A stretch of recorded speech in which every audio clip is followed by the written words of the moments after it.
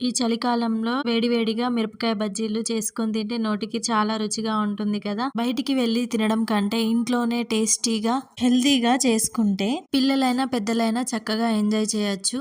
పిండిని ఉండలు లేకుండా జల్లించుకోవాలి. 1/2 టీ స్పూన్ ఉప్పు, 1/2 టీ స్పూన్ కారం, ఓమా, 1/2 టీ స్పూన్ వంట సోడా వేసుకొని బాగా కలుపుకోవాలి. కొంచెం కొంచెం వాటర్ పోసుకుంటూ పిండిని ఉండలు లేకుండా కలుపుకోవాలి.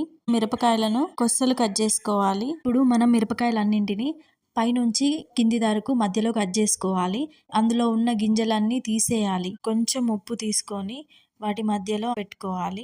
డీప్ ఫ్రైకి సరిపడా ఆయిల్ వేసుకోవాలి. ఇలా గ్లాస్ లోకి పిండిని తీసుకోవాలి. ఆయిల్ వేడెక్కిన తర్వాత మిరపకాయలను పిండిలో ముంచుకుంటూ వేసుకోవాలి. బజ్జీలను గోల్డెన్ బ్రౌన్ కలర్ వచ్చే వరకు కాల్చుకోవాలి. ఎంతో టేస్టీగా ఉండే మన మిరపకాయ బజ్జీలు రెడీ అయిపోయాయి. ఇలాంటి మరెన్నో వంటల కోసం మా ఛానల్ ని సబ్స్క్రైబ్ చేయండి.